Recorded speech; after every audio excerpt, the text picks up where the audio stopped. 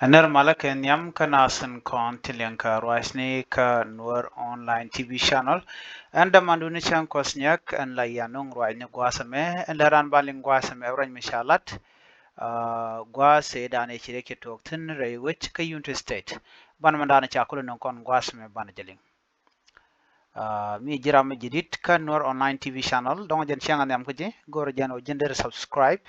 kader man der garpin ba ka kor ka mishilar shi deling der ja gorapin chet ka sharu gwaza me te mi sharat gwaza me ku me mentere we ka Unity State sha hok to kudang de cha ka loch Mesiria tribe doran chal ke Mesiria ke jalabni ti jen re we ka Sudan chala de cha ka loch o kien to kudang de ku me mentere we ka Unity State ando bdan loy ka hok to kudang de ban jalinkel ko na me michiro da lat gor kon en wo bana mandana le rod bo kon ngaj ngum loch ka o ka jamo re which ka Unity State ngum chitwo ki ngum le rode jendan bo kon nga jen gwasme chala dinena ken Misriya tribe ki jalam nititi ken jen kare wi ka Sudan ka kwi kore dane chitwo ngai kon ko re chitwo re wi ka Sudan che dur tungwan che ga yaw dor Misriya me ken la ken jel ko ken buko wina to goal an kan chicken chura wijen gwasa mi gwadan tie ka Unity State jen gwadan an chicken jaj ko shi gben ka border dung South Sudan chicken yedan gwasa mi an gwasa ma chala do ne chicken oken chicken kanong mi kan oken nongo chala no shi ngwane shi gjen ngwane ti chura ya lakare ta kamach ka Unity State chicken ko to chicken ko mach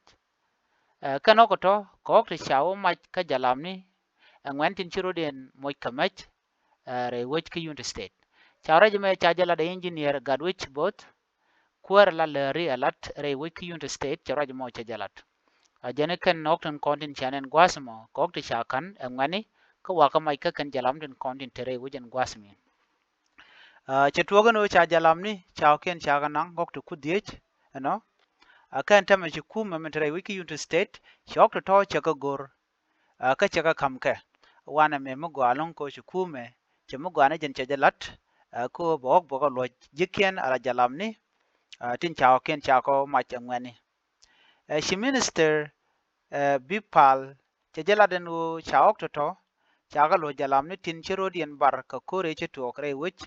ka Sudan ka chao ken chaga leben mach ba ngweni Unity State jene kan to chaga lo ke shi kuma charan mugwa chajalat ko logo birik bigritin che ngwanin kon tin chago to chaga nang wa shi garwa ka chingwani shi kanok to chicken gatup chicken ga kam kum mementere wiki Unity State ka chao ko to chaga tup kanok den kon cha tup ko to chup ko dang die kanen kon cha kam ne de kon te tela jalam ne kan okene kon cha nang shalat no tela ram shalat ishanak dundo shi korcha to ko latok kam ngani kan ne tin kon tela jalam ne kene tele ram she yer she batin ki tele ring me changa no chi tuok me changa je no chao ken ti chu kudang de cha kan nang ngani charo je mo cha ja kwen enetin kondila kwar tin tere wiki Unity State ne me agenda na gor kon no de kon ling me jiram jidit kan war online TV channel gor je no en wo jender je nyak nasen ko ken biat kamal bye bye